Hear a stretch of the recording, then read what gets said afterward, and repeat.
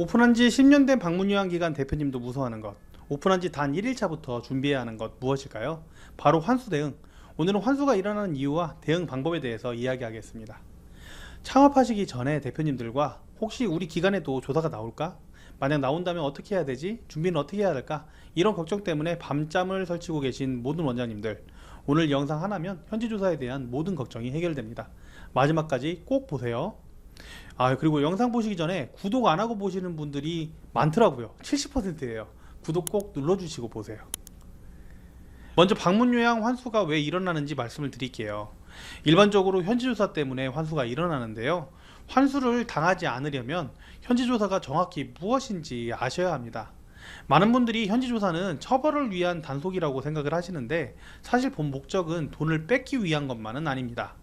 현지조사는 4가지 목적이 있다고 해요. 첫 번째, 청구의 적법성 확보. 두 번째, 서비스 질 그리고 수급자 보호. 세 번째, 장기요양 보험 재정이 적거든요. 그래서 재정 보호. 네 번째, 올바른 서비스 문화의 정착.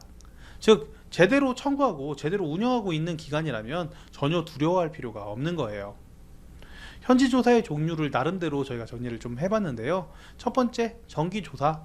두 번째, 수시조사. 세 번째, 긴급조사. 이 3가지입니다. 공단에서 이야기하는 정식적인 명칭이기보다는 제가 여러분들한테 설명하기 편하게 하기 위해서 이렇게 3가지로 정리한 거예요. 중요한 것은 조사가 아니라 얼마나 환수가 되지 않느냐가 그리고 이걸 어떻게 알려드리느냐가 중요한 거니까요. 그 첫 번째 정기조사, 모니터링을 이야기합니다. 연 2회 상반기 하반기에 실시하고요. 최근 2개월의 기록을 확인하고 이 매뉴얼이 있습니다. 제도 개선 목적이라서 문제가 없으면 그냥 넘어가고, 만약 문제가 있으면 주의를 주거나 본격적인 현지조사로 넘어가게 되어 있습니다. 모니터링은 매뉴얼이 있으니까 매뉴얼을 보고 잘 준비하면 문제가 없겠죠. 두 번째, 수시조사. 보통 민원이 들어와요. 그래서 민원이 들어온 걸 가지고 그리고 신고를 가지고 실시를 하고요. 최소 6개월에서 최대 3년치를 조사를 합니다. 어떤 특정한 문제를 확인하는 목적이고 대부분 환수로 이어질 가능성이 높아요. 거의 대부분 알고 온다고 봐야죠. 세 번째, 긴급조사. 증거인멸 우려 시에 즉시 실시하고요. 심각한 위반 의심 시에 실시합니다. 여기서 중요한 건 첫 번째 정기조사인 모니터링을 제외하고는 조사 당일의 통보가 원칙이라는 점입니다. TV에서 나오는 보신 적 있죠? 세무조사. 그것처럼 우르르 바로 들어와서 당일날 조사합니다 하고 이제 서류 요청하고 싹 가져가 버리죠. 조사 대상은 어떻게 선정이 될까요? 오픈한 지 얼마 안 되었으니 우리는 괜찮겠지 이렇게 생각하시면 안 됩니다. 주요 선정 기준 같은 경우에는 공단 심사 과정에서 의심기간, 민원이나 제보 접수 기간, 그 다음 데이터 분석 시스템으로 포착된 기간, 사회적으로 문제가 된 분야의 관련 기간, 특히 요즘에는 부당 청구 감지 시스템이 점점 정교해지고 있어서 비정상적인 청구 패턴이 있으면 자동으로 걸려들어서 검사할 수 있어요.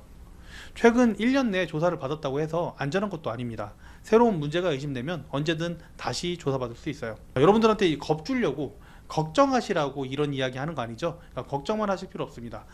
준비에 대한 내용을 말씀을 드릴게요. 준비가 모든 것을 조합합니다. 첫 번째, 문서가 생명입니다. 현지조사에서 가장 중요한 건 문서입니다. 증거예요, 증거.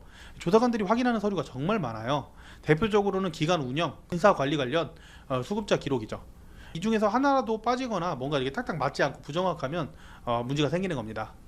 이 중에서 가장 중요한 것만 뽑자면 선생님들이 방문하실 때 찍는 리더기 내역하고 그리고 사회복지 선생님들 업무 수행 일지, 그리고 업무 일지, 그리고 수기로 작성한 선생님들의 급여 제공 기록지입니다.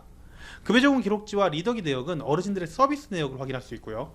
사회복지사 업무 수행 일지와 업무 일지, 리더기 내역은 직원들의 출퇴근 기록과 실제 업무를 했는지 여부를 증빙하거든요. 따라서 모니터링 그리고 현지조사에서 환수를 막으려면 자체 점검이 핵심인 겁니다. 평소에 자체 점검을 하셔야 돼요. 가장 핵심적인 리더기 관리, 사회복지사 업무 수행 일지와 매일 쓰는 업무 일지, 출퇴근 내역 관리는 매일 그리고 매주 점검하셔야 돼요. 계약한 대로 서비스가 제대로 되고 있는지 조사관 입장에서 한 달에 한 번씩은 또 추가적으로 모든 어르신에 대해서 확인을 하셔야 합니다. 그 외에 점검해야 될 중점 분야 정리해 드릴게요. 멈춰놓고 사진을 찍어 가시면 될 것 같아요. 그 다음에 이제 조사 당일에 어떻게 대응하는지 대응 방법에 대해서 말씀드리겠습니다. 조사관이 갑자기 찾아왔다. 일단 첫 번째, 신분 먼저 꼭 확인하세요. 조사관의 자격을 확인하고 명령서 확인하고 조사 범위하고 목적을 꼭 보셔야 돼요. 그 범위 내에서만 뭔가 제출하시면 되는 겁니다. 조사 범위, 목적 확인하시고, 그리고 당황하지 마시고 정중하게 응대하시고, 요청받은 서류를 즉시 제공하되 당장 줄 수 없는 것은 제가 지금 확인해 보니까 현재 지금 바로 드릴 수가 없는데 언제까지 드리면 안 될까요? 이렇게 이제 양해를 구하고, 확실하지 않은 것은 바로 답변하시면 안 됩니다. 확인해 보시고 답변하셔야 된다는 거.